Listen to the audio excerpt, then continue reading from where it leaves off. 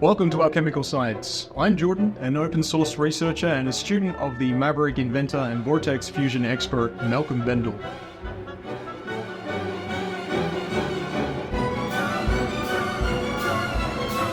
I just wanted to pause for a moment and reflect in this video just how much the world has changed over the last few years.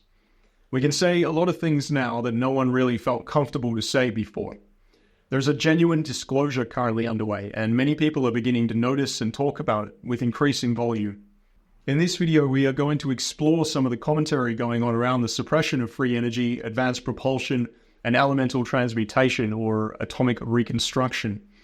I want to try and help connect a few dots and be a little more illustrative than informational for a change. All the disclosure going on right now is not coincidental. Everyone is talking about the same technology, the same type of technology. They are talking about it now because the proverbial cat is already out of the bag. It's real. We have 100% categorical proof that the same thing that occurs in those nuclear bombs, but in a completely uncontrolled way, is being achieved in a controlled way because we understand and can work with whirlwinds. We understand and can work with whirlwinds, but not to kill people, to do work to benefit humanity and the biosphere. We know how to harness the power of the 0 point. Whirlwinds, thunderstorms, sacred geometry, and frequency is the means. Frequency is work over time. If we can adjust the time factor, we don't need to do more work to achieve a greater result. We can adjust the time factor. Malcolm Bendall's Plasmoid Unification Model explains precisely this, and his practical inventions show this in practice. Everyone is talking about this technology. Everyone's talking about how it was suppressed and how it still exists in the deep state's basement today. But it's not just there in the deep state's basement. It's also going to be at Cosmic Summit next month, June 15th to 17th. So you can come and meet Malcolm Bendall, myself, Bob Grenier, Phil Dubois, Randall Carlson, Johanna James, a host of other incredible scientists and speakers. And you can also be there to witness the public unveil and demonstration of Malcolm's new Thunderstorm Generator prototypes in person. So this sounds mad, I know, but welcome to the new world. Roll up and witness the transmutation of carbon to oxygen, and then you will be able to go home afterwards and tell your friends that you know for a fact that we are globally wasting trillions of dollars to save the world from a made-up problem. If you can't get there in person, live stream passes are available. The summit team will be live streaming the whole thing, and the passes very reasonably priced for what you're getting and the effort that they're putting into making this available to everyone. So you need to get your ticket now. It's happening in about 3 weeks. This is a once-in-a-lifetime historical moment. You'll see this technology everywhere one day, but history only happens once. No one's ever seen a device like this. Sure, a rare few have witnessed genuine low-energy transmutation in other systems, a rare few, but the Thunderstorm Generator is something different again than this even. It does this reliably. It'll be low-cost to mass-produce. It's a transition technology to retrofit to existing engines and infrastructure that we already own. So there'll also be a more private Monday classroom day that you can book as well as the regular ticket. And here we'll go deeper into ball lightning or plasmoids, Malcolm's more advanced technology like the direct matter-to-energy drive, Bob's work on water bubble cavitation, and I will of course be there too, as will the Thunderstorm Generator. So back to the suppression though. Long forgotten ideas are resurfacing quickly now. With the advent of services like YouTube and the Internet Archive, who I can unabashedly thank for a large part of my own informal education, suddenly even people from working class families like myself had access to a treasure trove of free to access knowledge from some of history's greatest scientists, philosophers, and polymaths. The internet also gave us the ability to communicate, to share ideas, and to connect with those with similar ideas, even if they were on the other side of the world.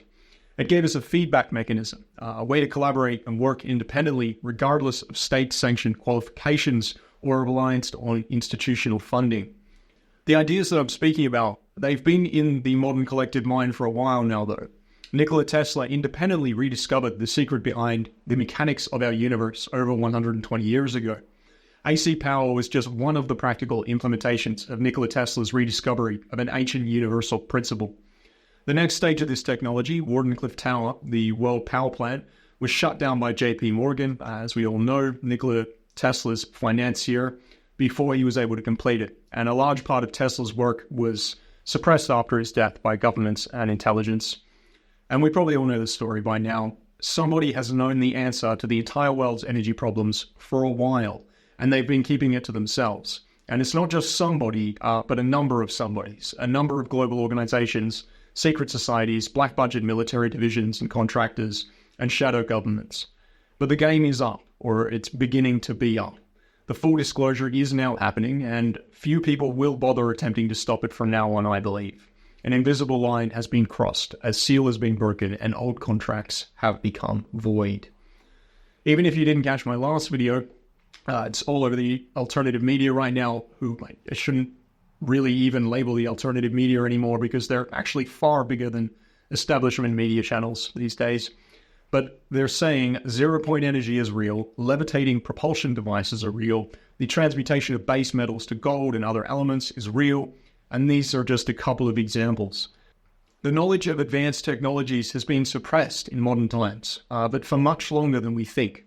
Far before Tesla's times, the secret societies and esoteric religious orders guarded over these same universal sciences.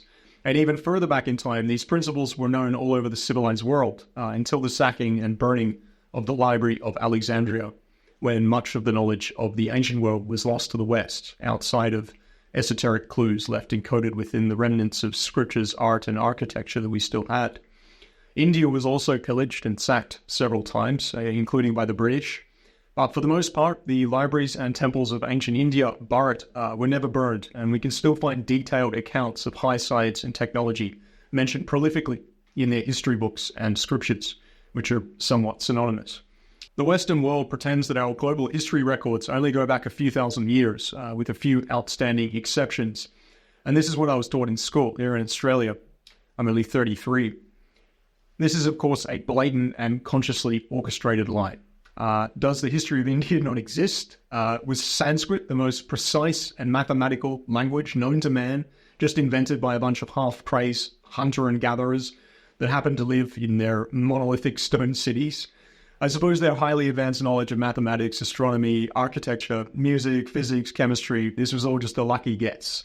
And the precisely cut stone temples and cities, perhaps someone really good with a chisel just jumped in there, put their back into it and carved those out. I'm sure our architects and builders these days could do just as good a job at any rate. Thank God we have become more cultured, civilized, and advanced these days.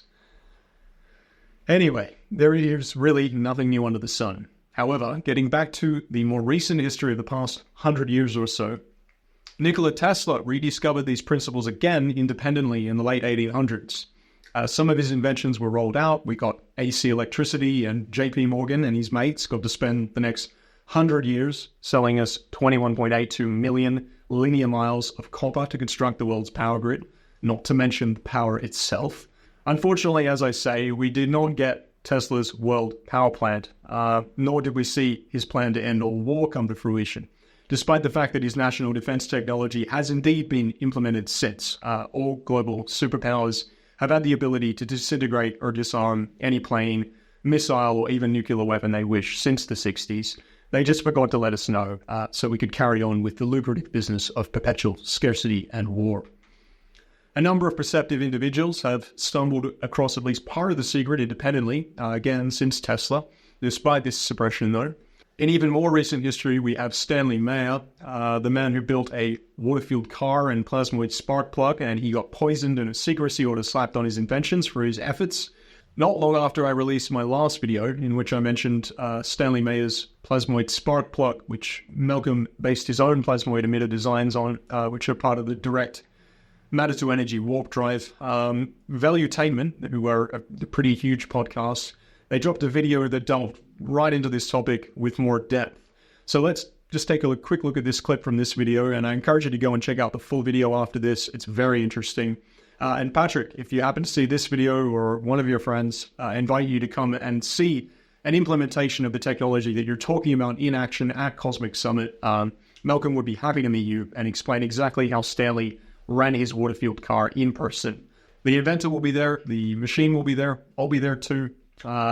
It's worth a trip to North Carolina. Come along.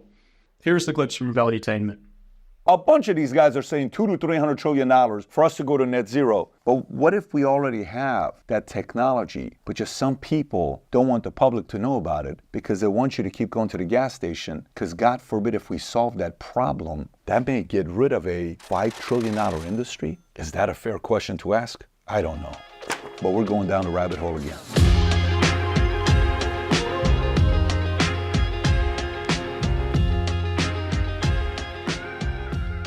Okay, so if you get value out of this video, give it a thumbs up and subscribe to the channel. But you may be watching and saying, Pat, why should I care about this? Listen, Republicans are trying to protect oil and gas. Democrats are all about climate change. Both of them are getting money from these guys. They don't want those guys to stop making money because then they're not going to give money. And what if there is a solution to actually get rid of this $4 trillion investment every year and not have to say we need to spend $196 trillion? Where does that money come from? I just want you to watch this guy's interview, by the way, and see what he says. I don't care if you use rainwater, well water, city water, ocean water.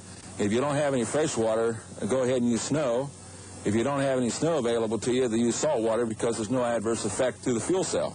Meyer started working on this project 4 years ago. He's not a scientist. He isn't even a chemist. In fact, he never graduated from college. Myers was determined, he says, to design something to protect this country from oil embargoes. And we have calculated that if we take the dune buggy from Los Angeles to New York, we would roughly use 22 gallons of water. And in 1998, during a celebration with Belgian investors about to close a multi-million-dollar deal, Meyer became violently ill and claimed he was poisoned before dying. Official reports stated he died of a brain aneurysm. But watch this. That wasn't only invention he had. He had another device that ran on nothing. Yet, Stanley Meyer had a donut-shaped electromagnetic device in his garage, slapped with a national security order due to its groundbreaking nature. Paranoid from past experiences of having patents seized, Meyer deliberately falsified the voltage and frequency numbers in his patent to prevent theft or classification. Skeptics argue that Meyer's technology violated thermodynamics law, specifically the second law of thermodynamics, energy transfers inefficiencies, because Meyer's engine created energy without waste. But hang tight, and then I'm going to validate it with a quote that was given by Tesla back in the days. Zero energy devices are said not to create energy, but to channel existing, keyword, omnipresent energy. Challenging conventional views on energy conservation is what we're talking about with Stanley. And you know what Nikola Tesla said? If you want to find the secrets of the universe, think in terms of energy, frequency, and vibration. But watch this one here. Nikola Tesla's Pierce Aeroelectric car from 1921 running on pure etheric electricity. What does that mean? This is a self-recharging car. It does not run on batteries, oil, and gas. Again, recharging. How do you keep making money if somebody sells a battery that's recharging? Because many of these stories were also in the paper. Here's one from August 28, 1921, in the Phoenix paper. Electricity taken from air drives automobile. So check this out. In 1900, Nikola Tesla convinced J.P. Morgan to fund a global wireless communication system, later expanding the project to include wireless power transmission after demonstrating the technology. So now J.P. Morgan's like, well, a great idea. What could this turn into? Then on July 10th, 1932, this is 32 years later, Tesla announced the development of a principle to harness cosmic rays for power generation. He described a process where cosmic rays ionize the air. So cosmic ray ionizes the air, releasing energy that can be captured and used to operate a motor. The system could provide continuous power without the need for storing energy, unlike other renewable sources such as wind or solar, which we have a lot of solar right now that we need to replace every 30 years, but this is saying no wind, no solar. So now watch this. I'm about to read this next part to you, but in 1900, he convinces J.P. Morgan, right? 1932, he announces the development of this cosmic harness ray for power generation. Watch this. The new energy source, described as everywhere present in unlimited quantities, could potentially, ready for the powerful word that scared the crap out of everybody, eliminate the need for conventional fuel, such as what? Coal, oil, or gas. Boom. The moment he said this, it scared the hell out of everybody. So now Tesla requested more funding for this expansion But now, JP Morgan withdrew support, citing a breach of contract possibly influenced by his investment in industries threatened by Tesla innovations, GE, AT&T, copper mines. Of course, he's going to sit there and protect his investment, saying, hey, what you're doing, you're going to put my guys out of business. I'm not interested. Allegedly, that's what happened here. Obviously, his vision of free, unlimited energy had a lot of enemies, such as Morgans, Rockefellers, Vanderbilts, who controlled American energy production and distribution. That's a problem. Watch this. Upon his death, many of his documents disappeared, and only 60 of his 80 organized boxes were recovered. FBI documents show that the Department of Defense ordered Tesla's belongings to be turned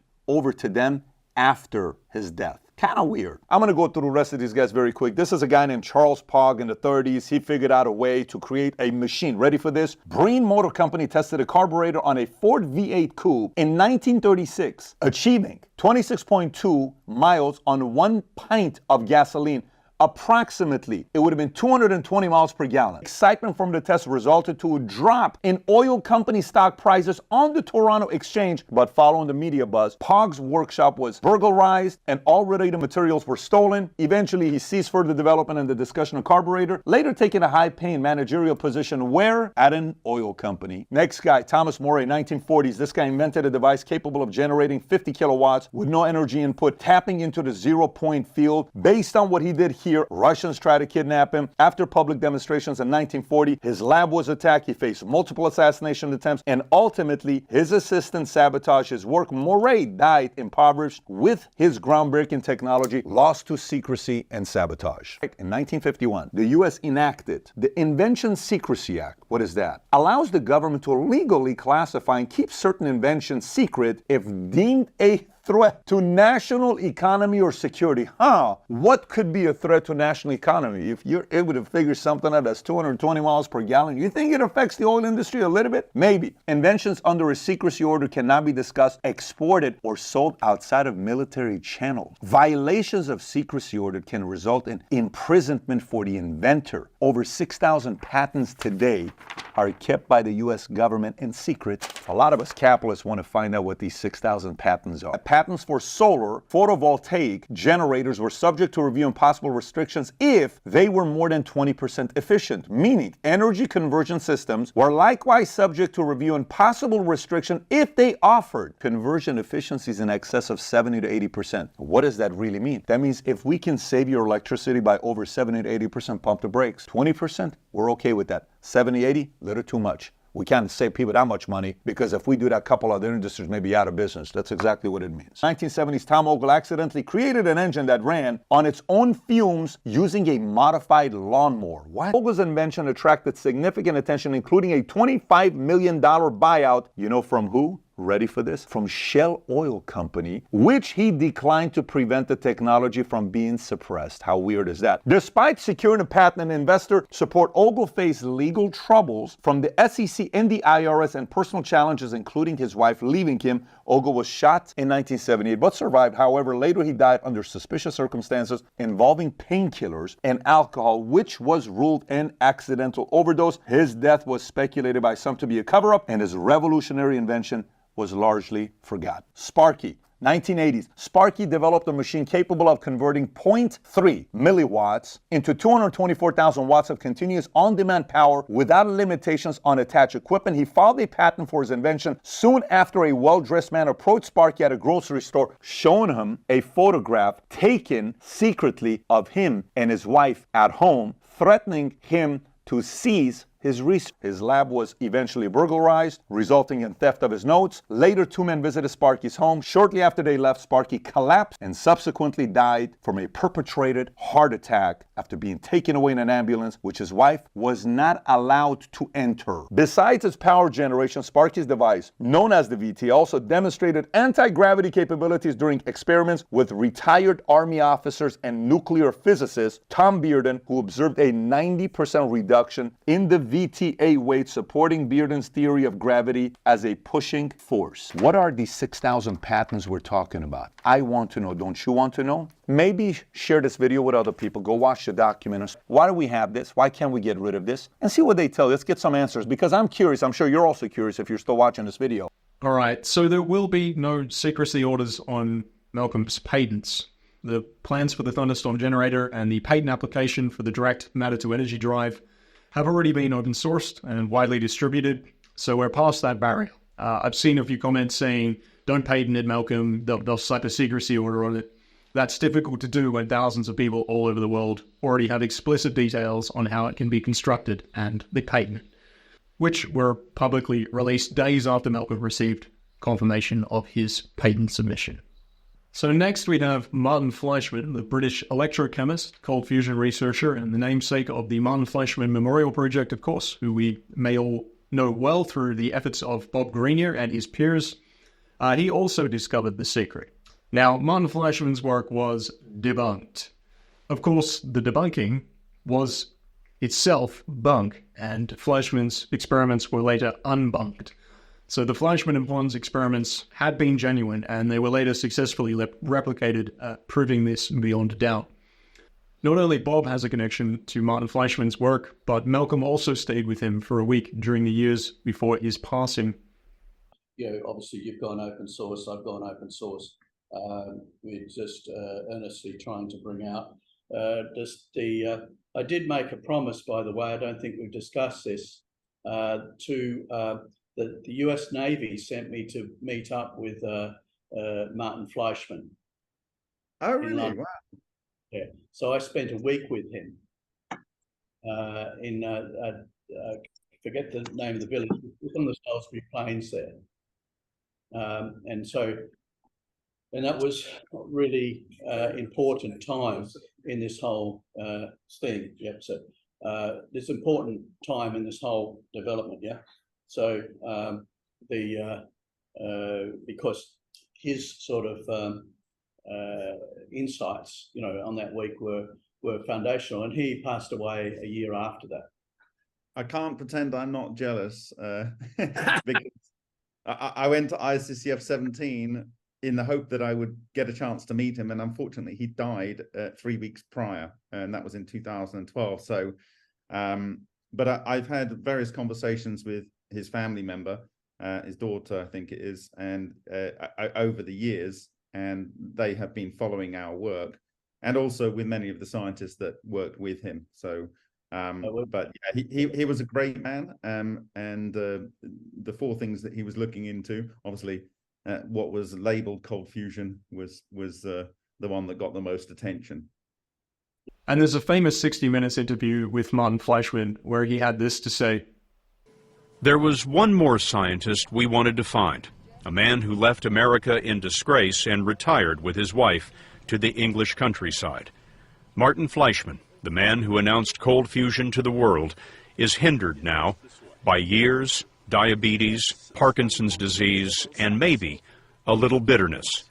At home, he pulled out an improved version of his experiment, something that he was working on when he was hounded out of science. When you hold that in your hand and you think back on what's happened these last 20 years, what do you think? A wasted opportunity. Wasted? Because it was discredited at the time.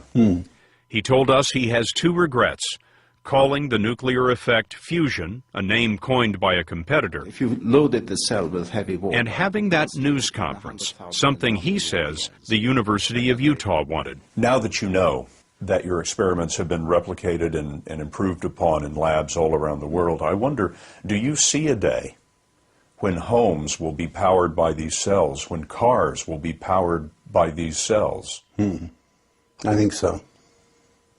It won't take very long to implement this.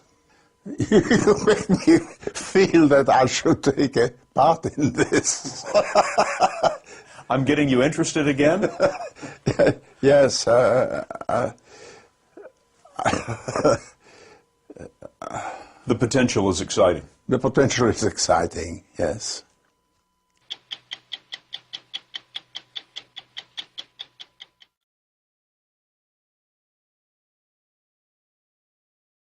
Okay, so let's jump forward now to the man we should know well by now, if you're subscribed to the channel. And if you're not subscribed to the channel, I'd really appreciate if you take 1 second to hit the subscribe button. Thank you. And here he is, Malcolm Bendall. one of the latest additions to the list of men who realized the secret and went through a whole lot of trouble in his efforts to get it out to the public, including several assassination attempts on his person, a grievous injury to his wife, a media smear campaign, and numerous other attempts to shut him up or get rid of him. And I say this with confidence because over the last 8 or so months, I've come to know him fairly well.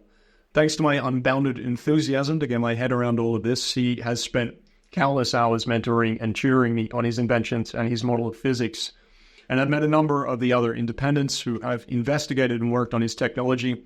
And while the guy, he checks out, more than checks out, he's a genius. He's very passionate about what he does, and he genuinely wants to get it out to the world. I've developed a really deep respect for Malcolm, and I'm going to get a little more personal than usual in this video and tell the story of how I met him and got involved in all of this. I generally stick to the science and the development of the tech, but I know a lot of people are curious about who this guy is, why his ideas are so controversial, and why myself and many others are solidly convinced that his work marks a turning point in humanity's understanding of the universe. So I'm happy to share a few stories that I picked up along the way, just to give a little insight as to how this all fits together. And that really all begins with Randall Carlson and Joe Rogan, who perhaps need no introduction. And you probably already know this part of the story too if you're here watching this video. But let's just play a couple of short clips showing exactly what happened that fateful day when Randall accidentally outed Malcolm Bendall to millions of people and began a quite brilliant chain reaction. It was from this podcast that I first discovered Malcolm's work too, and a lot of the pieces of us began to slide in place for me. Here's the clips. There are people out there now who have been working on trying to rediscover that. And again, I don't want to digress too much into this now because I would really rather be able to give a whole treatment of it, and it might kind of derail us a little bit from this. But there are people who've been working on these things for decades now, basically in secret. And I've had the privilege of talking to some of these people over the last 6 or 7 years. And right now, as we're speaking, there's a group of people who are basically going to open source a whole lot of stuff in the next 3 months, so it can never get suppressed again. And that's why I'd like to come back and talk in more detail. Well, I'd love to have you come back and talk about it, but we got to talk about it a little bit now. Okay. Well, there's a laboratory right now in the Maldives that's been building prototypes using these technological principles, which are based on implosion rather than explosion. And the inspiration for this... Tesla's ideas are part of it, I think you mentioned. Tesla's ideas are very much a part of it. Yes, Tesla's ideas are very much a part of it. So is, I don't know if you ever, Victor Schauberger, who did the work with water and discovered... Let me pull something up here, and I think the key thing is we're looking at technologies that are not the same as ours. Yes. And that's partly why archaeologists can't see them, because they're looking for us in the past, and they're not open to the possibility that there are whole other kinds of technology that could be used. Right. I always go back to the ancient Egyptian traditions that speak of priests chanting as these huge blocks were lifted into the air. Were they using some kind of sound effect, some kind of use of sound that was able to manipulate matter? We know that sound can manipulate matter, as a matter of fact, but they're lifting these blocks. Again and again, it appears in ancient Egyptian traditions. The notion that we could lift huge blocks with sound seems absurd to archaeologists, and yet it's there in the traditions of the Egyptologists. And what Randall's talking about now is people who are working on a whole alternative path of technology, and maybe that's a rediscovery of the kind of technologies that were used by a lost civilization. I think that's what's important about what you're saying, is that we have this very limited idea of technology based on what we've experienced. Yeah. But if you had anatomically similar human beings that lived for thousands and thousands of years. Stuff just keeps on getting older. Tens of thousands of years of a different path. Yeah. And that may be what we're looking at. And that may begin to explain these otherwise inexplicable monuments that have survived. There we go. This is the work of Nikola Tesla. And he was, again, this is way too much for us to get in today. That's why we need to devote a whole session to talking about this. Okay. But this was the inspiration. You know, his work was suppressed. A lot of his patents were taken, sealed up by the U.S. government for whatever reason. I don't know. But this is some of the stuff that's now being developed using his ideas plus some of the others. This is the man I've been talking to for the last 7 years.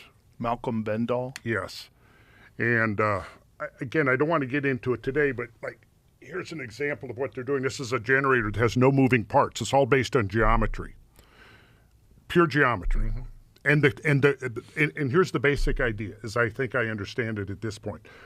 Resonance frequencies, everything vibrates. Have you ever, like if we had an electric razor, we plugged it in, turned it on, set it on this table, bzz, it's going to move around, isn't it? You ever seen that? Yeah.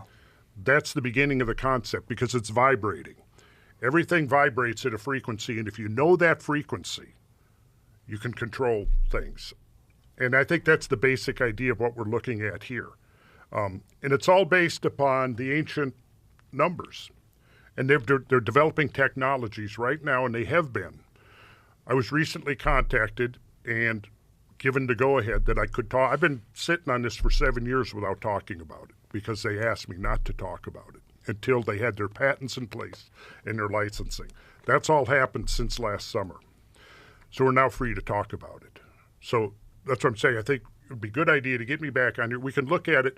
I'm going to lay this on Graham so he can look at it too, because I really want to get Graham's feedback on this. I mean, would it be fair to say that there's an element of a rediscovery of a lost technology from the past? I think it would be fair to say that, yes. Yeah. And so through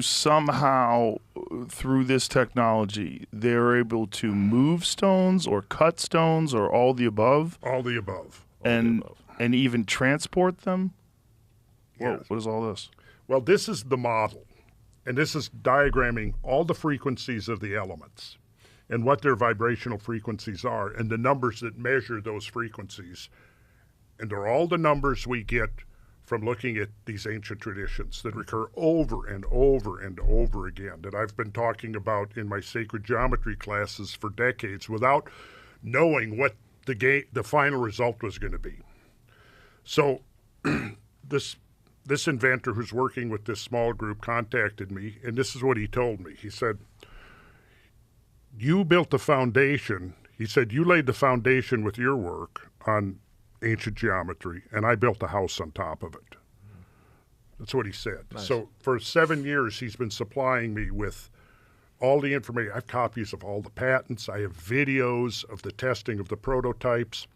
And Mazda, the car manufacturer in Japan, is getting ready to do a $25 million testing of some of these prototypes that they believe they can retrofit internal combustion engines with. And there's over 100, they've developed over 100 patents on some of this stuff. And it's amazing. And what would be the fuel? Well, plasmoids. Plasmoids, as it says here, are donut or toroidal-shaped clusters of net protons or net electrons that once captured and placed into a toroidal orbit are capable of absorbing, storing, and releasing enormous amounts of energy within their self-generated and structured electromagnetic containment field. Plasmoids, in effect, function as an atomic battery that can be self-charging due to its ability to convert matter to available clean energy. So it's a lot to get into, and I think it would take us kind of off what we're here to talk about today. At least what's promising is that there is some, at least, research or understanding. And it's actually quite mature at this point. Mm. And in order to avoid the kinds of fate that befell Tesla and Reich, Robert Oppenheimer, Victor Schauberger, and so many others that were working in these fields, all kind of converging on this same insight. It's been conducted in secret. The laboratory that they've been developing this is in the Maldives, so that it's been immune from government interference. And now I think it's about ready to go to the next. All right, so as it turns out, Malcolm was totally not at the stage where he was ready to open source any of this yet. And he suddenly found himself in a big rush to open source his notes, explain himself to his investors, explain his inventions to the world, and push them out in a bigger way before someone tried to murder him again. So chaos ensued. Malcolm fled his hidey hole in the Maldives, and he came to the US to start spreading awareness of what he was doing. And again, as most of you will know, he did an interview himself with Joe Rogan and Randall, and it never got released. And we'll talk about that a little bit more shortly. But first, let's hear it from Randall himself. He's told this story publicly a few times now, and he did so again on the Sean Ryan podcast a few weeks ago. So Randall's outing of Malcolm's work caused Randall himself quite a bit of trouble too, and I'm glad that he's starting to get some respect and the open-minded forums that he deserves to discuss this. So not only has Randall made huge contributions to science with his own work, but when he saw that Malcolm had rediscovered and applied the principles that he himself had been rediscovering in our history and in the ancient world, he risked his own reputation to get these ideas out to a huge audience where they can never now go away. He stuck to his guns the whole time because he knew he was right. Randall Carlson is a hero. He also perhaps has the best sacred geometry course known to man over on YouTube, so go and check that out after this video too. But anyway, his interview with Sean is really good. It has well over 1 million views now, which is brilliant. Go and check out the full video after this one if you haven't already. Links in the description. So this Thunderstorm Generator can now be hooked up to any kind of internal combustion engine, to a generator, and something really bizarre happens. And I was reluctant to talk about it. You know, I went on Rogan's show with Graham Hancock a year ago last November. And I had already been in contact with Malcolm. I hadn't decided yet whether he was for real or not. But I'd been talking to him distance for over 7 years, and his story never changed. Right? And I took careful note of that, and I began looking at some of the things that he claimed as sources, and they all checked out. Going back to Nikola Tesla, right? Coming up through like half a dozen other researchers that had worked in some capacity trying to develop technologies around this plasma energy, like learning how to contain plasma and then extract energy from it. So then, and I'm not going to get into all the details because it's a pretty wild story, but I love the details. I know, but I'm like, okay, so I go on Rogan with Graham Hancock. Before we go in, he says, you know, on this one, let's not get into talking about ancient technology. Okay, if you don't want to, I'm fine. I'm happy to talk about mass extinctions or giant floods or asteroid impacts or whatever. I'm sure, yeah. Well, then the issue came up of the ancient builders and how they moved 200-ton stones. So Joe is like, well, did they have some technological means? And like, they kind of like both look at me. Well, wait a minute now. Like, I'm thinking, I just said I was not going to talk about that, right? So I was evasive. But Joe, you can like, you'll see, like I'm trying to not talk about it. And Joe, no, whoa, come on, what do you know? So I mentioned that, well, I'd been talking to this inventor for about 7 years, and he's been developing these technologies using plasma, and it's frequency-based, right? And at this point, I already knew that the Thunderstorm Generator, and I'll show you pictures of one now that's been retrofitted on a 300-kilowatt generator on a substation outside of London. And they're testing the damn thing. And it works. It does what it's predicted to do, right? I mentioned that he was on an island where he'd gone because there had actually been a couple of attempts on his life. So he was an oil prospector. And he discovered oil in Tasmania, and one of the big oil companies was trying to wrest the license away from him. So they did a whole smear job against him, started paying off journalists and Tasmanian government officials and stuff and trying to create, portray him as a grifter and all this to scare away investors, because they were trying to. This company had overstated their reserves by about 30%, and they were going to get in some major trouble. And they did get in major trouble. In 2003, the entire board of this company resigned. And I've double-checked that. Now, one of the things is leading up to this, when I'm still like, okay, should I be believing all of this? Well, let me, before I jump to that, so so I kind of outed the guy inadvertently because he had told me that because of what the history of these kind of alternative energies not making it out, he decided he was going to use a different strategy. He was going to open source everything, all of his notes, and he had spent 7 years writing up his notes, several thousand pages of notes and schematics and diagrams. He had patent applications. All of this he was going to open source. He told me this, he said, I've been working on this plasma energy, and it's based on frequencies, and these frequencies are connected to these ancient sacred numbers. And he said, I watched a podcast, and it was you giving a lecture, and you were talking about ancient numbers, and the numbers you were mentioning were exactly the numbers that I found made this technology work. For example, the ratios of the spheres have to be in the ratio of 4 to 3 to 2. And if they weren't in those proper ratios, you didn't get the effect, right?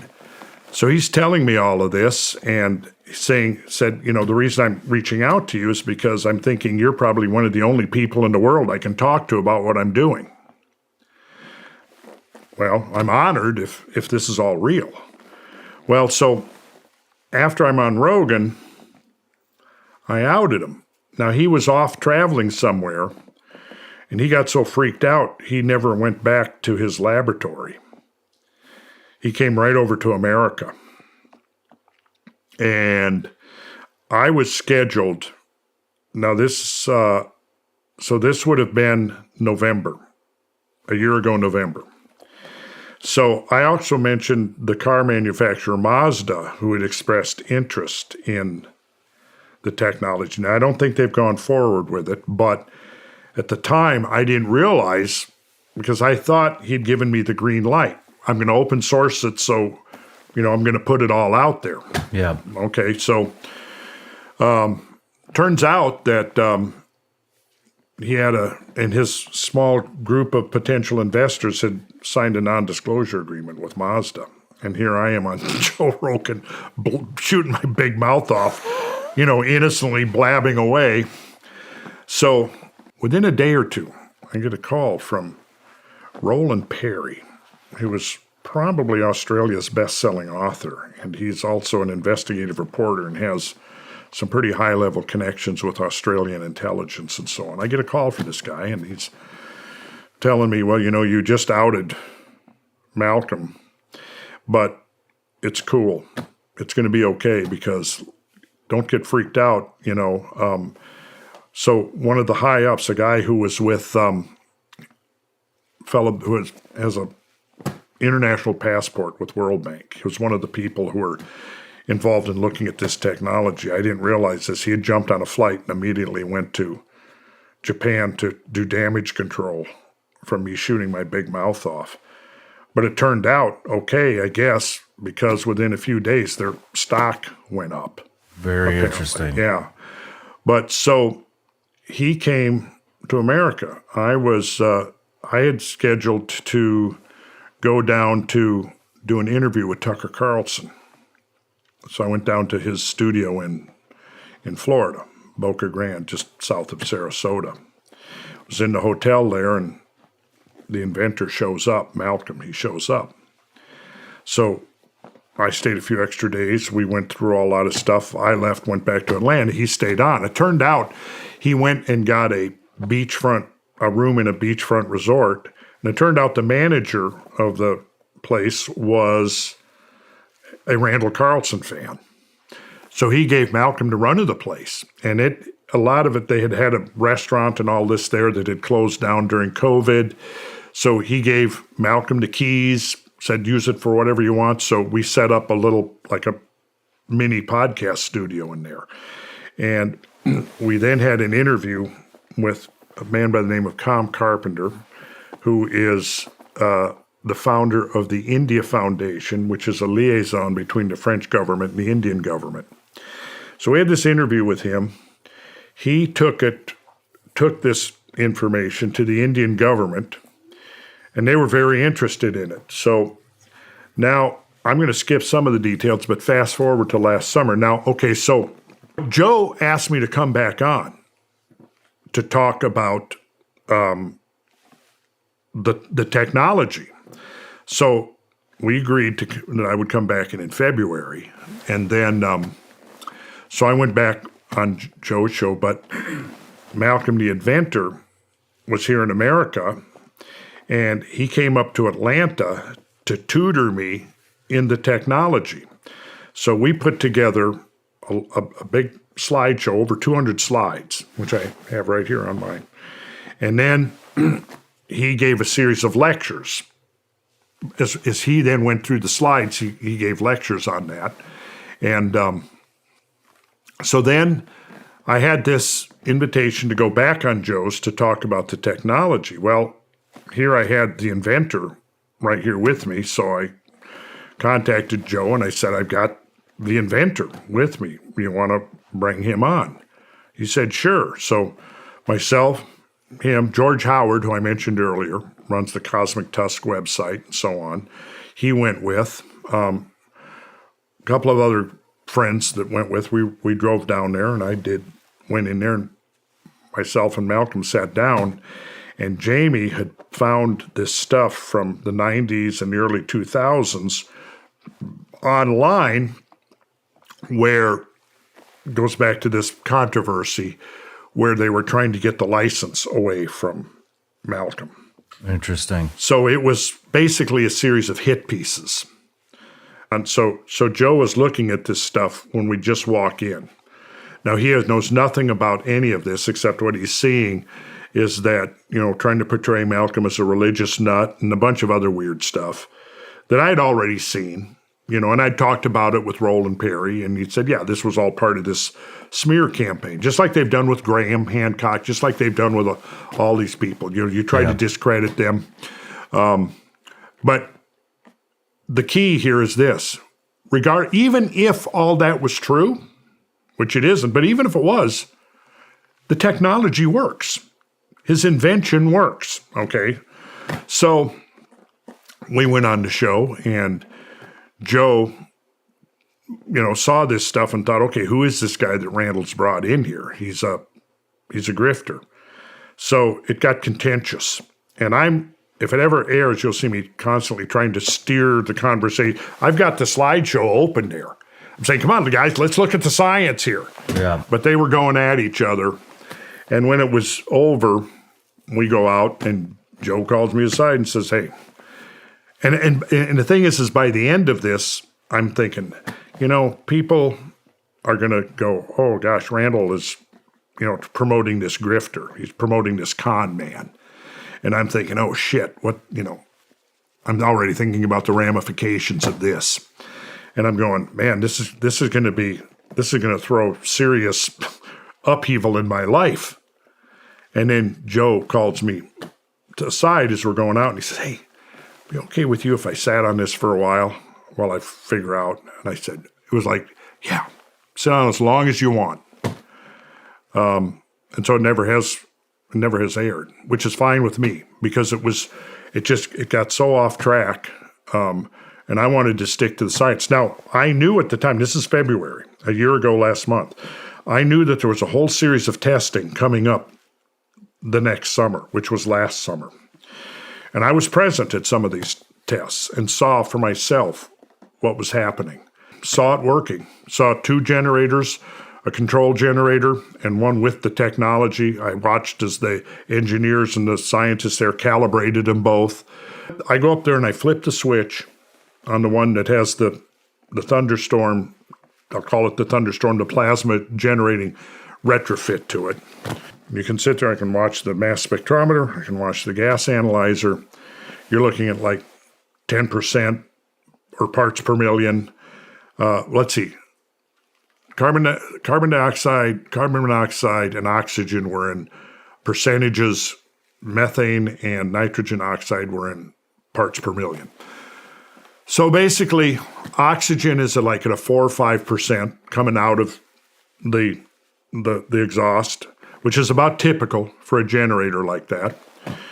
You got, I think, 10, 11 was it 12% of CO2, CO, etc. So as you're watching it, here's what happens. The carbon dioxide, carbon monoxide, methane, hydrocarbons, and nitrogen oxides start going down. Oxygen starts coming up. Interesting. CO2 zeroes out. Carbon monoxide zeroes out.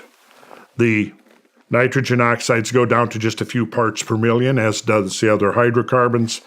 Oxygen tops out at over 20, I don't remember exactly, between 20 and 21%, which is optimum percentage of oxygen for pure unpolluted air. So what is now coming out of the generator, the generator with the technology, is pure unpolluted air. No kidding. No kidding. All right, so that was Randall's story, which began my own story with Malcolm. I saw the Plasmoid Unification Model, and I realized it was exactly what I'd been looking for. A unified model of physics based on geometry and frequency with practical application. My wife Emma and I, we spent a few frantic weeks trying to work out Malcolm's notes on it alone, before realizing that we'd have to wait for more information before we could properly decipher them. They were incomplete, parts were redacted or given without explanation, and in many cases the content was just far above my own ability to understand at that point in time. So my wife and I, we'd also been studying vortex-based mathematics, and I'd recently got to know Marco Rodin, the man behind vortex-based maths. And that's a whole other story, which is not for today. In one of my conversations with Marco, I mentioned that I'd been studying Malcolm's Plasmoid Unification Model, and that I believed that Malcolm had found a way to practically apply Marco's mathematical theory. And to my surprise, Marco said that he was friends with Malcolm, and that he also had an interest in what he was doing. So fast forward a bit, Malcolm publicly unveiled the Thunderstorm Generator at Tesla Tech, the conference in the US last year. Marco had arranged to set this up with Tesla Tech, and he'd let me know too to attend the live stream. And so I did attend this, and at this point I also found Malcolm's new lecture series on HowTube, and I watched all of these lectures in a row, took some notes, and had another skim through his notes, and recorded my first video exploring how the Thunderstorm Generator worked in September last year. So Malcolm happened to see this video that I produced. I'm guessing Marco or another one of the VBM students or Tesla Tech showed it to him. And I got a call one morning and he was there on Skype asking if I'd like to go down to his mate's workshop in Melbourne and check out the machine in action myself. 25,920. So basically the King's chamber in the pyramid is exactly the frequency, the phase change of hydrogen, which isn't hydrogen anyway. Hydrogen is a group, not an element. Protium is actually what everyone... I think we could all make a lot of money if tomorrow we go and take out every patent and put in protium instead of hydrogen. We will win the court case because hydrogen does not exist. It's a group. And that's how brain dead stupid our lab rat. I mean, every science teacher in the world, brain dead stupid, right? Because they're calling a group, which not, by the way, it's not even a group. Right, so you know it's like two pygmies and an elephant, yeah. So you know, as far as I'm concerned, but anyway, the protium. Do you know the chief scientist went down with Roland Petty? They drove down to watch that motor operate, as you will, and we're going to make. The boys will make you up the spheres, and you'll have your own. You can build your own model there. We'll kit up your car.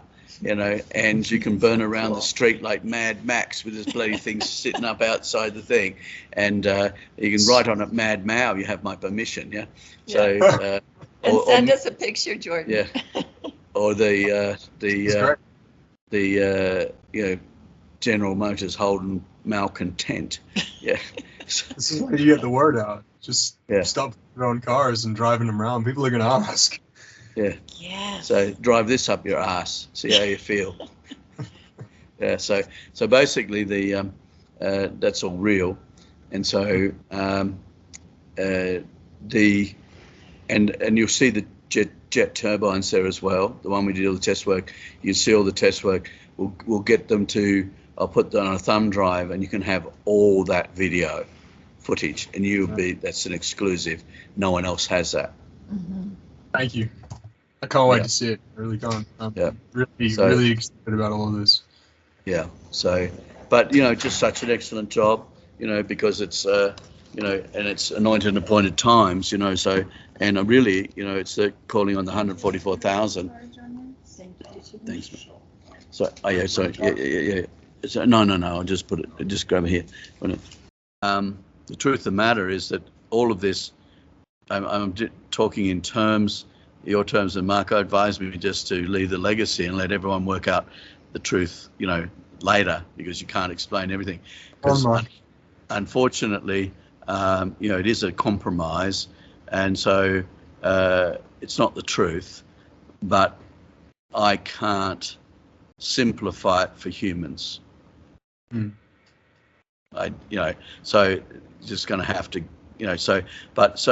but really what it is it's a time dilation device and time contraction device. So if you imagine that a normal flow and it wasn't spinning, you'd like have one-on-one, because it's the piston's measuring out equal vacuum. It has to, because it's a cup. Just view it as like a cup. So it's equal pressure and equal vacuum. It has to be, because it's a measuring cup. So that's really, really important, because actually that's the key to the internal combustion engine. It's a measuring cup. Time is the mold in which matter is formed. Right, just think about that. Time is the mold in which matter is formed. I've been thinking about it a lot. Okay, so that means that to change matter, everyone's been trying to change what's in the cup. And I thought, well, that's way too hard. Why don't we just change the shape of the cup? Yeah. So that's all that the carbon dioxide is, changing the shape of the cup. How do you do that?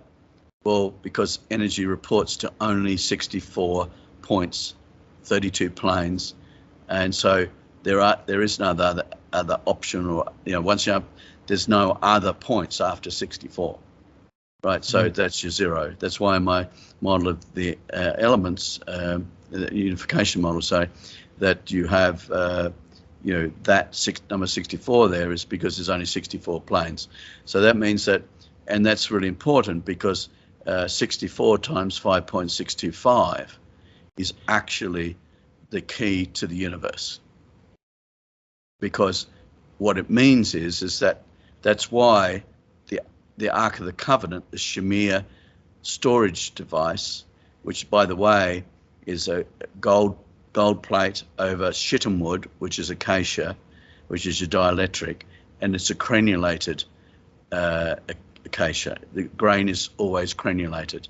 So it's similar to Victor Schalsberger's trout machine. Yeah. So basically, if you think of corrugated iron, you had two sheets, and you just move one third of the way over, in alignment, then you're going to have, if you put any flow through that, it's going to have pinch, expand, pinch, expand, pinch, expand. If it's in water, when you pinch, you contract, and then when you expand, obviously you expand up, the bubble's up again. But if you had two sheets of corrugated iron and you put a water flow through it when you just move them 30 degrees to each other and drop it down a little bit, you can adjust your pinch points, which I did just with a screw. But that means that you can actually have a plasmoid generation system that's very, very effective, and because you're actually generating the higher and higher populations as it goes further and further out in a circle. And that's really the atomic principles that when Nikola Tesla did his turbine, and this is effectively the same if you think about it, that it's a very good analogy, that if you spin a plate with water on it, the water's going to go to the outside, like you have in ships where they have the spinning thing, so in a storm that you can see through the window because it's spinning. So, but if it spins fast enough, the water would draw back into the center, because that's Nikola Tesla's turbine, that the atomic forces are stronger than the mechanical forces, so there is a point when it reverses. And so if you get more than 40 miles an hour, 40 years in the wilderness per hour, So then that's your minimum speed to create that effect.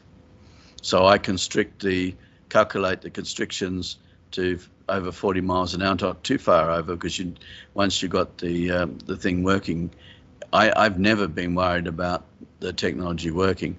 My whole life's been trying to stop it working so well. Yeah, because you just melt the device. So basically, if you look at the time dilation, then then if you've got one-on-one, and say it's assuming it's not spinning, then that's one-on-one. It just goes through. It's opposite. It's just one-on-one. But if you spin the exhaust in anti-clockwise, it's going to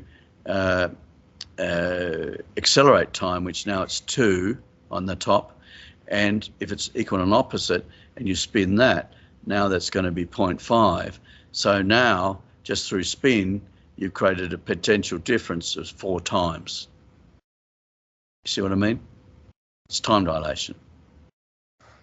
A little bit, I believe you. Yeah. Yeah. It's very, very hard to grasp, to be honest. But that's why. I had a full head of hair before. But this is very interesting, because no one understands that gravity is time dilation. It is not anything other than that, and that time itself is the fractal, thing that determines everything. The sun is a time imprinting device. It imprints time on matter, and that goes to frequency and music, because basically, if you take C in music, it's 24 because it's 24 hours. You multiply that by the sun's frequency, 11.11, then you get 266.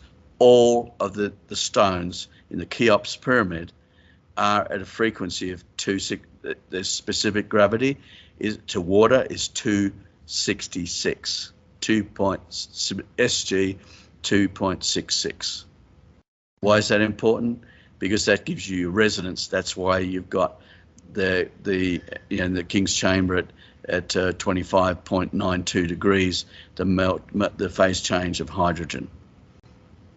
And so if you think about the vortices and what the turbine is, the genius of the turbine is the only construct in the world that actually shows you the operation and inflection of, it is not a pure torus.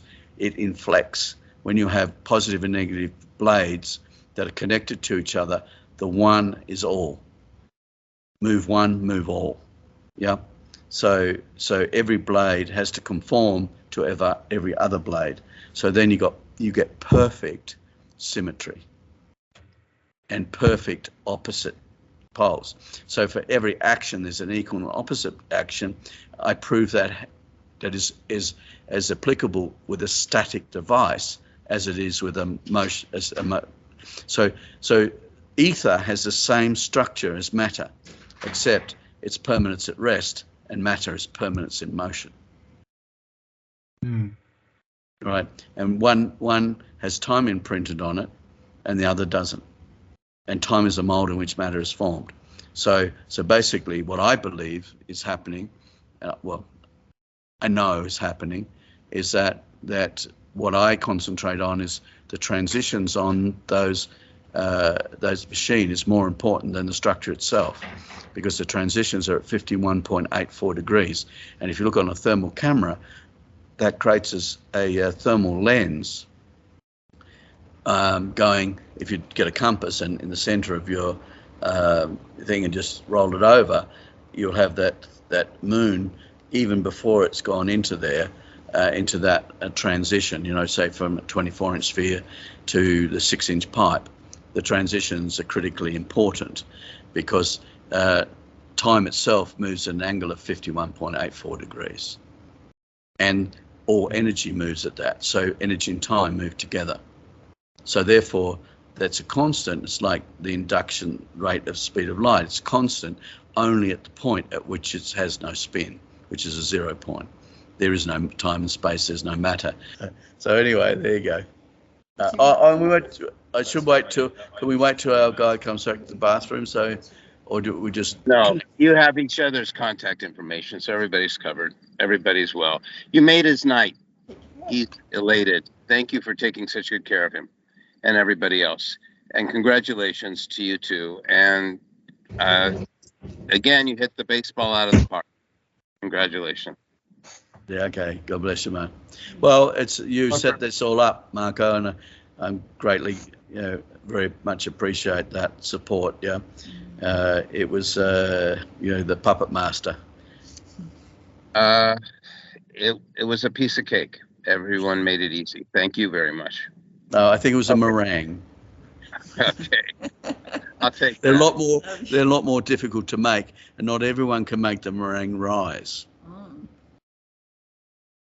Good. Where are we? So, Okay. All right. Okay, cheerio. So Jordan, we can call you back, maybe. Yeah, no, anytime.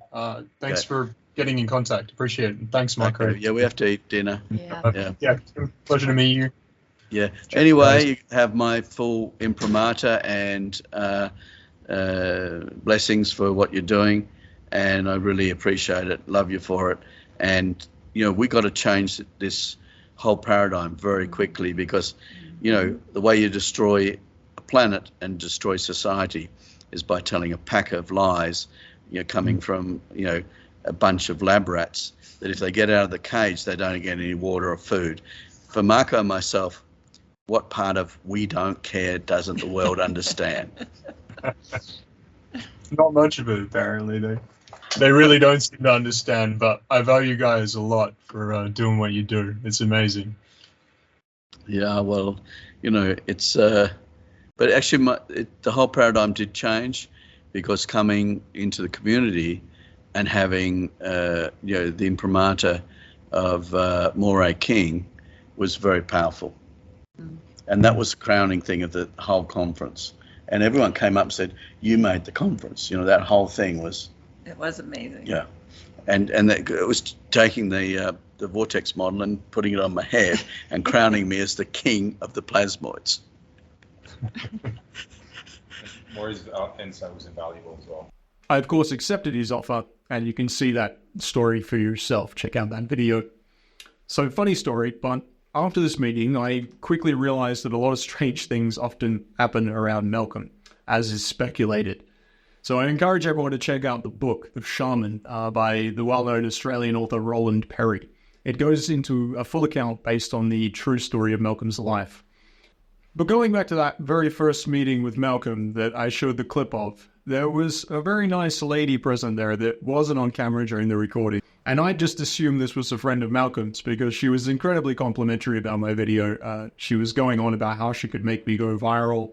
And I'll be honest, I didn't take her too seriously. It was a bit over the top, but I was a little flattered. And I found out later that Malcolm had only just met her too, though, and her and her friend had supposedly hitchhiked to the conference with another attendee to see the Thunderstorm Generator unveiled.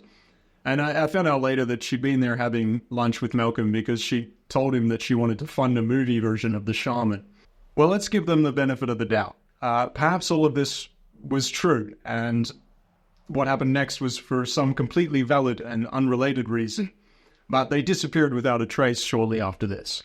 And it was curious that the seals on the generator at that conference were tampered with, and that a bunch of the personal items from the team working on the prototypes at the conference disappeared at the same time as these ladies, including not just notebooks and equipment, but even a highly respected and elderly researcher's suitcase which contained his clothes. Also, my channel never went viral, and Malcolm still isn't on Netflix. At any rate, this first meeting, it left me with the distinct feeling that there were people interested in this technology for different reasons to my own. I spoke to Malcolm and to Roland Perry, the Australian biographer and investigative author who wrote Malcolm's fictional biography about his experiences working on the technology, and it is really something of a story. I realized that this guy, he really had been attacked and suppressed in a serious way, and he'd been risking his life to get his ideas and his inventions out to the public. And this wasn't really a huge surprise. I'd read Nikola Tesla's biography and memoirs only a year before, and I was struck by his story. I knew for a fact that there had been suppression of these ideas for decades. And I also knew for a fact that Malcolm was working on the same principles that Nikola Tesla was. This is verifiable and self-evident in his model and in his practical designs. I encourage anyone who's interested in Malcolm's work or the suppression around these kinds of technology and is interested in the story to go and read Roland Perry's book, The Shaman. It's a really interesting insight into Malcolm's life, this technology, and the suppression that goes on around it. And it is, of course, only based on a true story, but when you read it, I'm sure that you'll understand why it needs to be this way. And again, I realized I was getting into something more serious than I'd first assumed when all the emails and unsolicited phone calls started coming in. So I was one of the only ones really covering Malcolm's technology at all on YouTube in the beginning, and it was clearly noticed. My email inbox started to fill up with messages, and I began to dread to check them, I'm sorry to say, guys. I apologize for the many interesting emails that I still have not responded to. I got everything from physicists and engineers asking for advice or clarity on the Thunderstorm Generator to a polite request for me to explain Malcolm's technology to military top brass, and a steady stream of mining, energy, and engineering concerns with all sorts of other requests, most of those just interested in making money from it, and under the impression that that was my angle too. And I'm not a very social person. This got very overwhelming very quickly. I wanted time to research and write and make videos, and I barely had time to do this, not to become a consultant or a salesman, or to help develop weapons in particular. So from the other side, I was getting more comments than ever, saying that I was a scammer and all sorts of other stuff, and this was a really frustrating time. I knew Malcolm's invention worked, other independents knew it firsthand too, military intelligence and a bunch of large energy manufacturing and mining concerns seemed to know about it as well. And yet I was getting a daily roasting on the YouTube comments, calling me a scammer or an idiot, by people who didn't even seem to understand what the Thunderstorm Generator was even supposed to do, let alone how it worked. So I'm relieved to say that I somehow navigated this period, turning down every weird deal or offer that came at me and rarely blasting people in the comments section and managing to worm out of any conversation that could potentially turn undesirable by pretty much just talking to nobody. And I did manage to get myself spied on a couple times, but thankfully I'm actually a genuinely pretty honest, nice guy. And for the most part, even the guys spying on me were reasonably nice people, so I'm not going to name names or anything. But I must say that I really had no idea that practically every scientist and intelligent person in the world works for some branch of government or military before this. This fact, it's eluded me for most of my life. I am sometimes naive. At any rate, a fellow I met during this period, he probably still watches the channel, he left me with a statement about these types of men that stuck with me. And I've put a fair amount of time pondering this statement, and I'd like to share what he said. These guys, they have both heaven and hell tied up in them. And perhaps this is a little cryptic and out of context, but it just came to mind. So perhaps you are one of these men that has both heaven and hell tied up within them. Perhaps this is all men. Equal and opposite forces are indeed a fact of nature. But I'm of the belief that a man is not defined by his abilities or his position. It's his choices that matter. At any rate, I tell you all of this because I just want to confirm that Malcolm Bendall's technology is indeed genuine, and quite a number of high-level folk are aware of this, even if they are frustratingly reluctant to talk about it publicly. A bunch of weird stuff goes on around anyone who gets involved in this field. I've thankfully never been threatened myself, but Bob Greenier sure has. He was told to his face that he was only being kept alive because they were interested in his research. Bob, do you think powers that be keep an eye on this stuff these days and are watching your videos? I don't have really any problem streaming to YouTube, so I'm not a great believer in conspiracy theories. I just mean in general. Do you think that powerful elements keep an eye on your work? Because a lot. Oh no! I've been absolutely told that they've decided not to kill me because they're using my research. That was at a military meeting by people that work on black operations. Okay, we're gonna give Malcolm another entree here. Okay, one more time. It's not a conspiracy thing. They literally told me we've decided we're not going to kill you. Isn't that now, Bob? Oh, it's a great field to be in, isn't it? I'm sure that was great news to your beautiful wife and 2 small children. Actually, I haven't told her, but if she watched the stream, I've mentioned it several times. Malcolm sure has too. There's been multiple attempts on his life, and this is true. Like I say, go and read Roland Perry's The Shaman if you'd like to learn more about Malcolm's experiences, based on Malcolm's experiences. But going back to Malcolm's unreleased interview with Joe Rogan, he was coming out of years of mostly isolation, meditation, study of nature.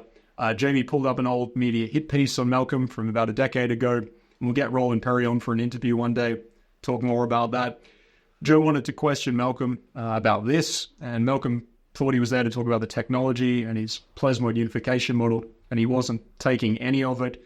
And he also wanted to talk about a bunch of other really controversial things that he's probably not allowed to. And as we know, it ended up being the first ever unreleased Joe Rogan podcast, and we still haven't seen it. So what Malcolm was talking about, it seemed pretty far out to most people at that time. Joe himself was a different man then, but the climate is a little different now. So Joe, if you've been watching any of my videos, which I dare say you must have, it's time to re-interview Malcolm Bendall and talk about this technology. I know he's got the most far-out stories anybody has ever heard, but it's because his life has been far out. The technology he's been working on is far out. So let's just take a quick look at some of the clips from other recent guests who interviewed. Is anyone else seeing the connections here? But yeah, they're working on all kinds of things, obviously, that are classified. But in general, no, they can't control these objects. So no, it's not American technology. Well, or Russian or Chinese. It predates, all of that. Well, some of it does, right? Like for sure, the Kenneth Arnold sightings, that was really early on. That was like the early 1950s. He was seeing these flying saucers, these discs that were moving over mountains. Well, right. I mean, the prophet Ezekiel writes about it in the first chapter, wheels in the sky. Yeah, that's a crazy one. Boy, when you well, read it is that, crazy. If you read it, it's like, oh, wow. Yeah. And wheel within a and not wheel. just, the Hebrew scriptures, like it's all over every... the Vedic texts. Of course. So these are spiritual phenomenon. There's no evidence they're from another planet. I mean, I think that's the that's the lie, that they're from Mars. Look, space, the atmosphere is really well monitored, right? Both for defense reasons, but also because, like, it'd be nice to know when asteroids are coming. And there's no evidence, has never been any evidence that there are lots of these objects, these vehicles coming into our atmosphere from somewhere else, some other planet. There's no evidence of that at all. So they're from here, and they've been here for thousands of years, whatever they are. And it's pretty clear to me that they're spiritual entities, whatever that means. They're supernatural, and which is to say, supernatural means above the natural, above the observable nature. And they don't behave according to the laws of science as measured by people, and they've been here for a long time. And there's a ton of evidence they're under the ocean and under the ground. So, like, with that fact set, what do you conclude? I wonder if Tucker Carlson knows about this technology. But let's get real, it's not just Tucker. Did anyone else catch that interview the other day with Terrence Howard on Joe Rogan? I think about 10 people sent it to me, and I quickly understood why. As I moved along, I got in touch with Michael Hudak. He was the president of the University of Science and Philosophy, because I was studying a guy named John Keeley, who had worked with frequency back in the 1870s, had built the first what do they call it? Self-sustaining engine. Back in 1872, but he wouldn't tell people how he built it. And I was watching a program with Del Pons, and somebody in the audience said, doesn't John Keeley's work remind you a lot of Walter Russell? And a bell went on. And so I got in touch with the University of Science and Philosophy after watching some stuff about Walter Russell. And Michael Hudak, took me under his wing and started talking to me, but he was more into the philosophy and the love that Walter was talking about. But my intention was to rebuild the periodic table, build a new periodic table. Because the stuff I had learned in college, I went to school for chemical engineering the first year over at Pratt. And they, at the time, I think it was like 108 elements. And I told the teacher, the professor, about the relationship between hydrogen on the spectrometer and carbon and silicon and cobalt. And it was like, it's the same exact color, same tone, just doubled in each octave. And he was like, no, each element is the same element and it will always be that element. And I was like, you don't see the relationship. So I left school and I was going to spend 40 years rebuilding the periodic table. And I found out that Walter Russell had already did that. And he did it based upon the natural curvature of everything. And when you say rebuild the periodic table, what do you mean specifically? Well, the way the periodic table is laid out, the periodic table they have now, Let's see it looks like a box. It looks like a straight box. Mm-hmm. And they don't show the relationship that between every element, there's two Right, here's the periodic table. You'll see hydrogen sitting all the way over there by itself, but they don't show that hydrogen has the same tone as carbon. What do you mean by tone? Same tone, same key of E. Same key of E. 40.5 hertz. The next one would be like 81 hertz. You go to silicon, it will double up and would be 162 hertz. You'll go to cobalt and it'll be 324 hertz. It's, in that base, if you were to take the angles of incidence or the tones that they create, their color, like you can turn color back into sound based upon, it's the same wavelength, it's just twice as long or much longer. So all you have to do is keep dividing light by 2. Keep that up, Jimmy. You keep dividing light by 2 and you'll ultimately get back to the audible sound of it, because there was a relationship between light and color, sound and tone, matter and shape. I put, I sent over Walter Russell's. I was trying to get to that. That's It's Walter Russell's periodic table that he put together. Now you compare that to what Mendeleev's periodic table. You'll compare Walter Russell's to it, and you'll see something completely different. It's unwinding. Whoa. It's unwinding. And you see there's a relationship that hydrogen... So you had figured this out at a young age? I had already seen this. This was all inside of that palace. I had access to it, and I knew the relationship. You saw this in dreams? I saw it as a circle. Everything was a full circle laid out, and each area was just expanding, like wrapping a rag around your hand. The first wrap, it's so tight. The very first wrap is so tight. That's the first one that Walter Russell did, yeah. But go back to the wiggly one. This is how I saw it more so, but as a vortex. But you'll see there's a relationship between hydrogen, carbon, silicon, cobalt, rhodium. They're all bonded. They all sit as the middle point between two noble gases. So those things don't really exist. It's only one substance. Now, the problem is the first thing that we're able to perceive is hydrogen. That's the first visible element, because before it is too dense for us to perceive it. You understand what I'm saying? Okay. But as you reach into the next octave, the carbon octave, and they call that a bisexual tone, because the carbon has 2 tones to it. It has a negative side and a positive side. The part where lithium behaves, lithium is contractive. Beryllium is contractive. Boron is contractive. But the moment you get to carbon, you balance it out. It gets to a perfect balance of plus and minus 4. So it's a double tone. Then nitrogen is minus 3,1. -3, oxygen is -2, fluorine is -1. Now the balance of this, all of those are mates. Fluorine and lithium naturally mate. If you have lithium bonded with any other element, the moment that fluorine is introduced, it will break all bonds violently so it can bond with fluorine.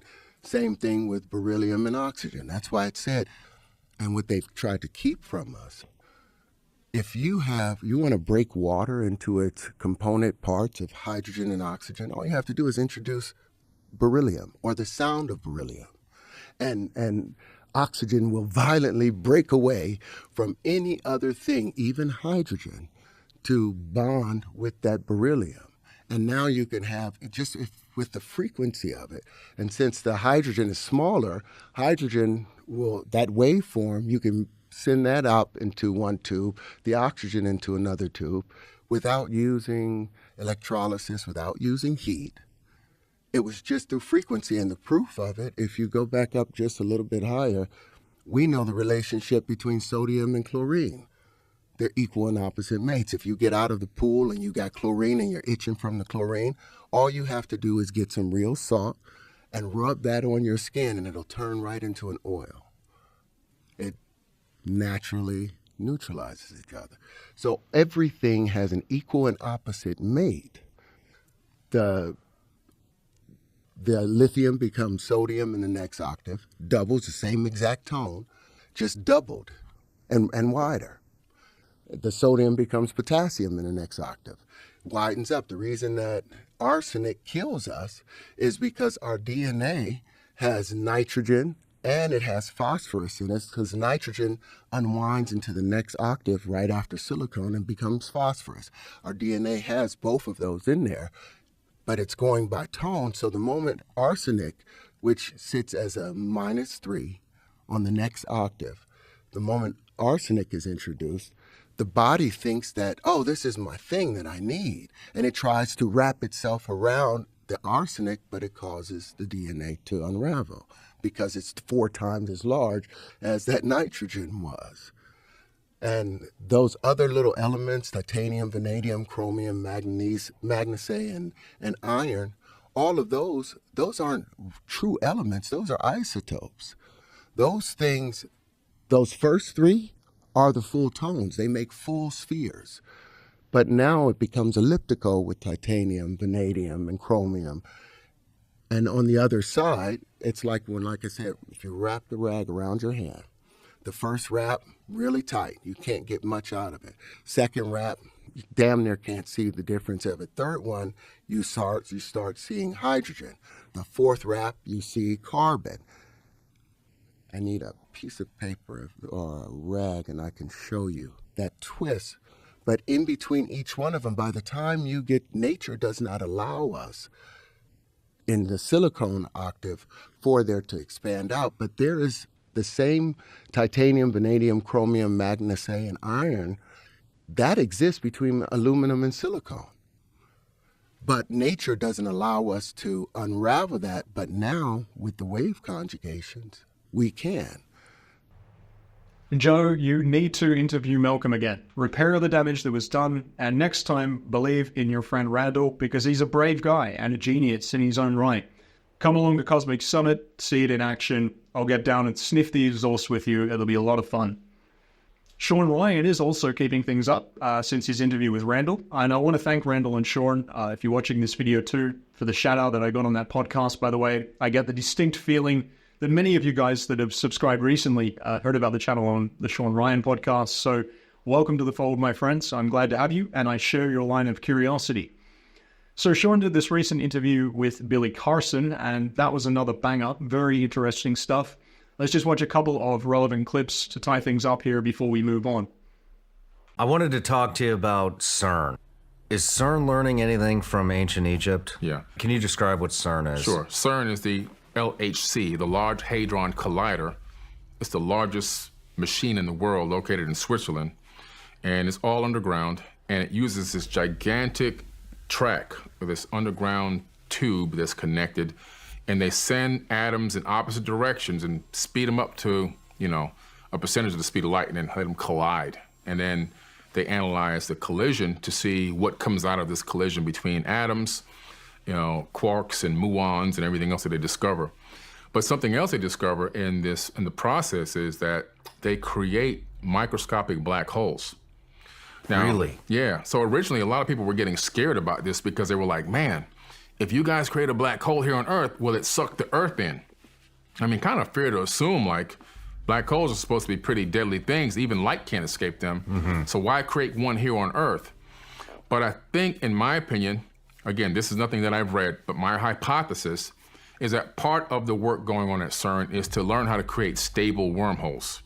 What Einstein and Rosen called an Einstein-Rosen bridge, where you take space and you fold it and make a hole, punch a hole in between to make a connection, a shortcut through space-time.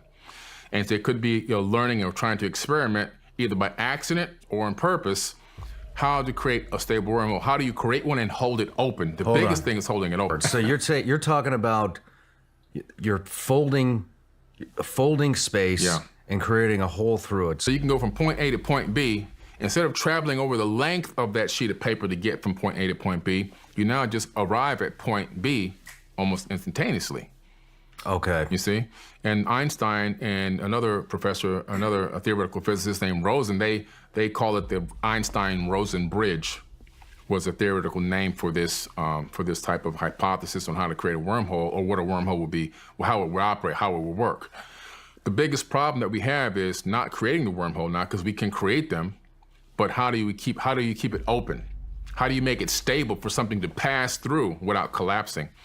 Now, NASA recently discovered something called X points around Earth and also around the sun. These are naturally occurring portals that open and close every single day. In some way, combining that crossing of electromagnetic fields with charged particles from the sun opens up a portal. So portals naturally can occur in nature. You don't have to make them artificially. So that's pretty interesting. All we have to do now is learn how to harness that power, and we can travel through space, and we can go great distances without having to put ourselves in hibernation pods and things like that. But now what's interesting is, you look at some of the pyramid structures and also read the ancient texts. If you go to one of the Sumerian tablets, they talk about having something called a Du-Ran Ki. It was called a bond heaven-earth. And Enlil talks about walking from his home world directly to Earth and walking from Earth directly back to his home world, bypassing even getting in a spaceship. You go fast forward a little bit more, the ancient Egyptians talk about something called a Jed Pillar Ankh. They have a Jed connected to the inside of Ankh. People think the Ankh was like for decoration or represented rebirth and the womb of a woman and all that. It kind of did. Nowadays it's just decoration like jewelry. But it also represented something more technological in the ancient times. When you go to the super ancient texts, you discover that Ankh and that Jed were a oscillator that would resonate to the atomic frequency of the owner. That was the code programmed into the actual Ankh. The actual portal that they would walk through to travel wherever they were going, it would only let you walk through it if your frequency was programmed into the portal. That was your key. Without walking through with that, you would be obliterated. That's how they kept people from just getting into these portals. Only the elite of the elite had access to these portals to travel all around the world. So CERN, in my opinion, is researching and learning about technologies that already existed. Again, we're just rediscovering everything. When you go to CERN, right outside the front door is this gigantic picture of this Indian god that is standing inside of a portal, walking through.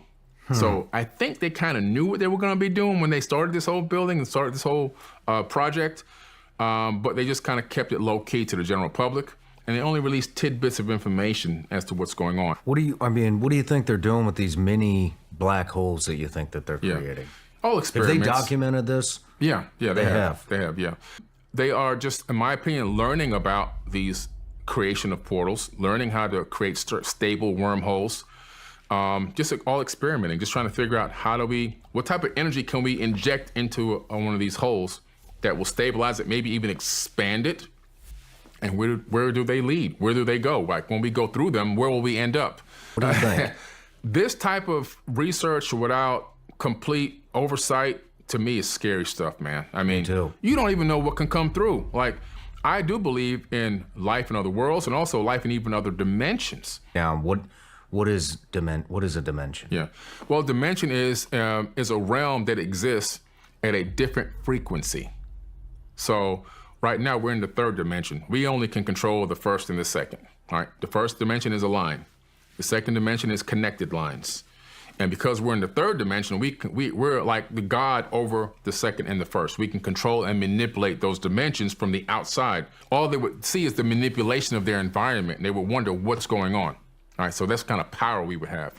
Now, extrapolate fourth dimension. The fourth dimension used to be said it was time. It's not time. That's just a hypothesis that Einstein was trying to correlate time to the third. The fourth dimension is a tesseract, a fourth dimensional hypercube. From the fourth dimension and all the way up, things change completely.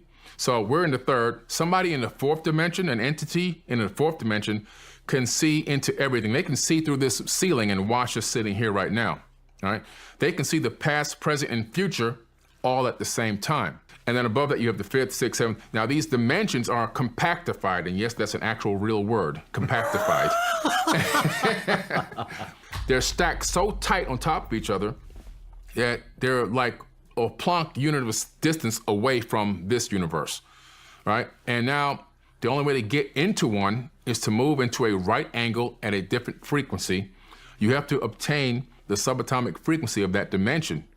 So if there are beings in higher dimensions that have developed the ability to understand and get the actual subatomic frequency number of the third dimension in this universe, they can theoretically walk from their universe or their dimension directly into ours. What do you mean, the frequency? Okay. Every universe has a specific frequency. Every dimension in that same universe also has a frequency. Every atom resonates at a specific frequency. Nothing ever rests. Everything is always vibrating. At the subatomic level, we know that when you dig deep into the nucleus of an actual atom, what's in there is a tiny vibrating string. So we're living in a symphony of music, and the music that's jingling and making this noise is creating the illusion of physicality, the illusion of solidity, even the illusion of distance, which doesn't even exist. If I can obtain, for example, let's say there's a cancer tumor in a person's body. Mm-hmm. The cells in that cancerous tumor are now operating or vibrating at a specific resonant frequency. We know this for a fact. If I have a device that actually can match the frequency of that tumor, I can send a cancellation frequency to that tumor. You're talking about a Rife machine. Something like a Rife machine. I can destroy it without destroying the surrounding tissue, right? So our minds, our consciousness is multi-dimensional. And everything that exists in the third dimension that we had we took part in creating, it started all on the multi-dimensional platform. So there is a reason for that Shiva statue at CERN, right? And it's essentially the reason that CERN itself gives. It's not any weird, dark ritual stuff like whatever that video is about. The knowledge of how to sustain a dielectric portal, a 0 point. It's ancient, not modern. So I get all sorts of flack for declaring myself an alchemist, but I'm not trying to just annoy people or be pretentious.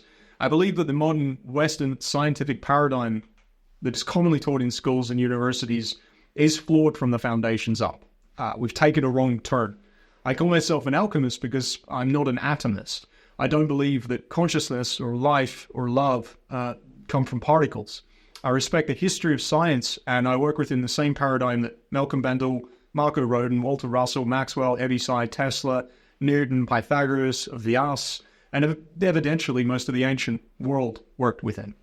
Consciousness is not a result of the interactions of matter. Matter is a waste product of consciousness, and this is why Shiva is said to dance in the ashes of the material world. The material universe is the ashes. This is why life comes to inhabit the structure of carbon. The body is a cycle of creation and destruction, but the soul, the conscious living being, is immutable. This is why the alchemist used to joke that to a wise man, a lump of coal was more valuable than gold.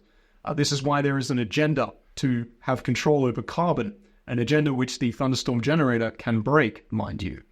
There is an ether, a unified field. It's the perturbation or conjugate magneto-dielectric cavitations in this field alone which form the physical reality that we experience. Everything can be considered in terms of frequency. Our body, the vessel which we inhabit, it has a range of senses or sensors which act like bandpass filters. They can only perceive and interact with a certain spectrum of frequency. But the other frequencies, the other perturbations are still occurring. The other octaves and dimensions are still there. We can just only perceive a very small spectrum of reality. I dare say many of you are beginning to understand these ideas now because they are simple, observable. You can verify them simply by just understanding the limits of your own senses.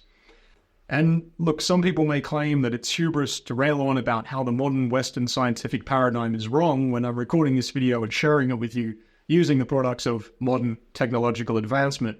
And look, I'm not saying we haven't worked out a lot of things by mistaking reality as a random collection of fractal particles. We have.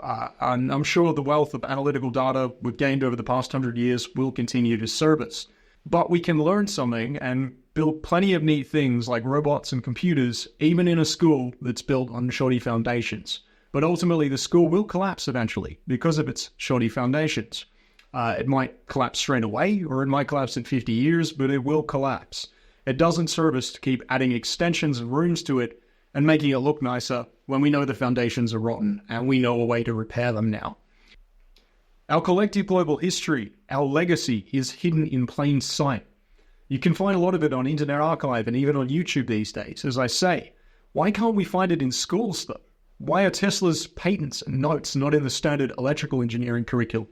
Why is the paradigm within which every great scientist of history worked not even discussed as an option in institutional halls of learning, as a historical artifact even? It's not that people don't want to find the answers, it's that they are intentionally directed away from them.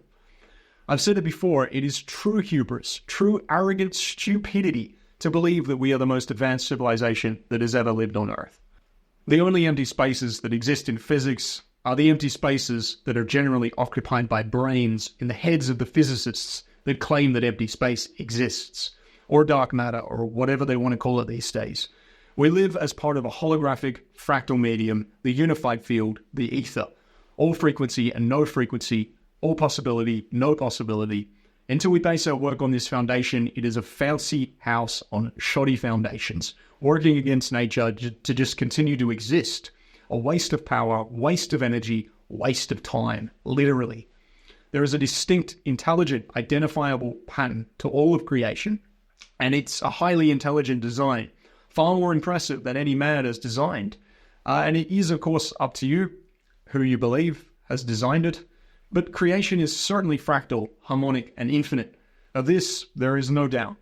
Does the summation of all creation have its own personality, its own intelligence? I certainly believe so. You may believe it is either personal or impersonal intelligence. I don't know. But based on the facts of my own personal life experiences, I believe God is a personal intelligence. The humans are literally made in the image of God. The Hermeticists make the argument that God can be defined as the all, or this is one of the definitions of God. And if the all, by definition, is the summation of all things, then the all cannot contain less than any of its parts. If the parts have consciousness and intelligent and are fractal, then it seems a far stretch to think that the whole does not have these aspects. And I'm not trying to convert anyone or anything all of a sudden here. I have a non-sectarian outlook on spirituality.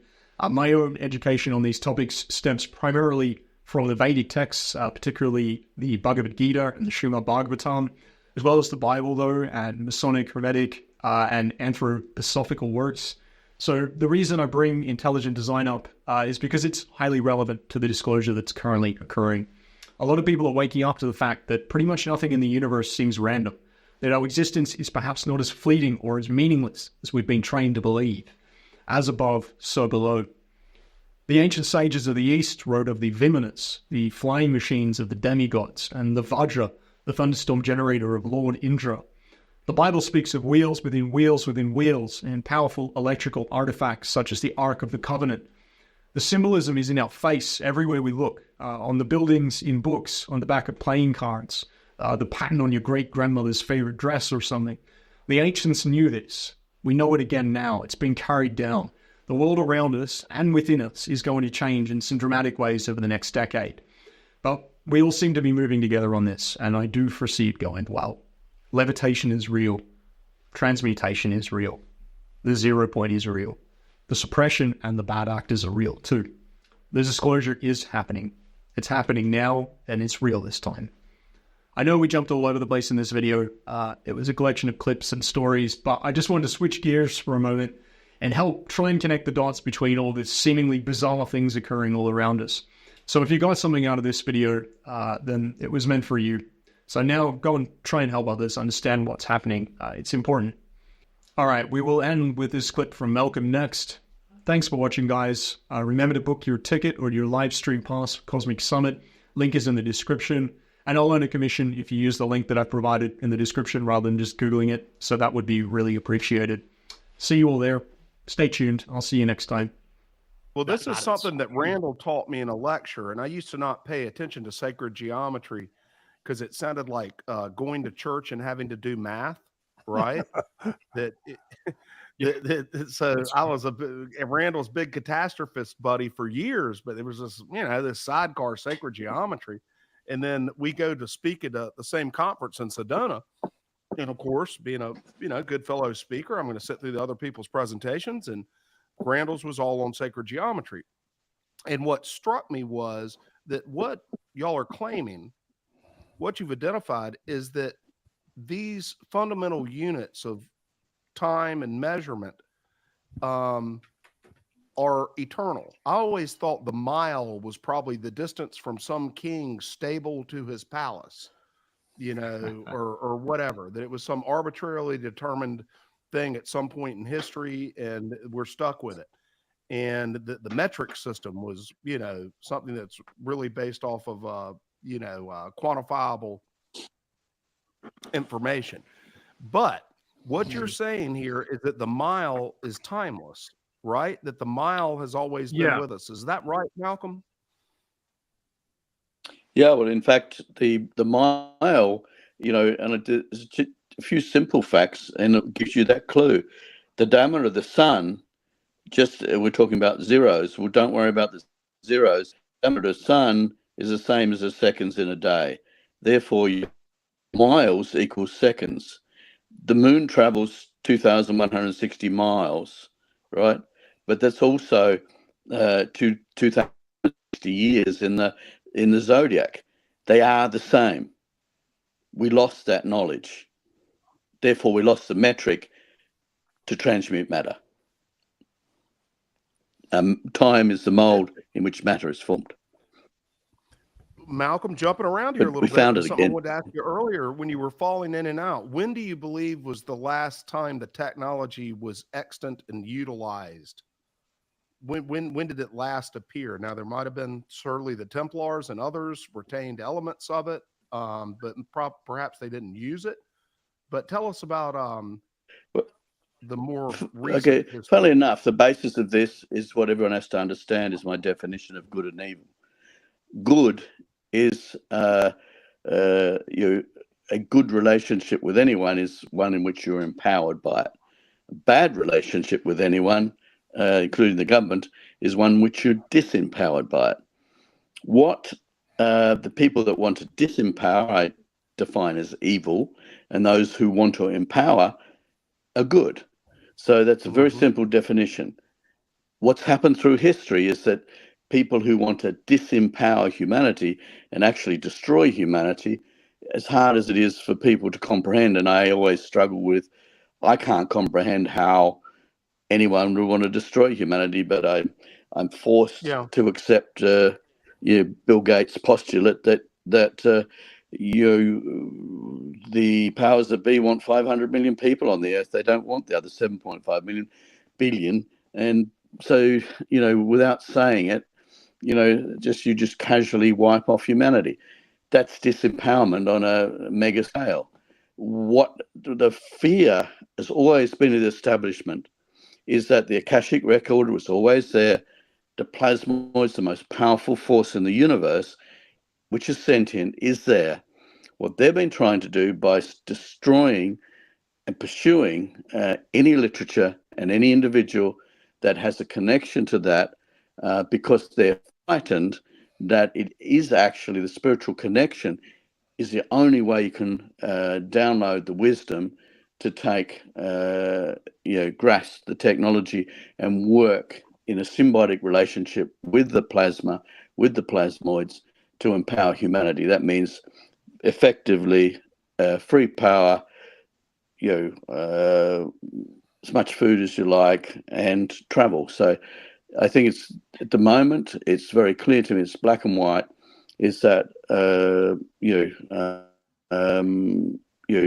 people can choose to use their power to empower others or disempower others. So, and what this group is doing is trying to empower humanity by actually pointing out that the reason that witches and warlocks and alchemists were burnt at the stake was not evil. It's simply that they had a connection with nature, which is the plasmoids, who are the homeostatic mechanism for creation.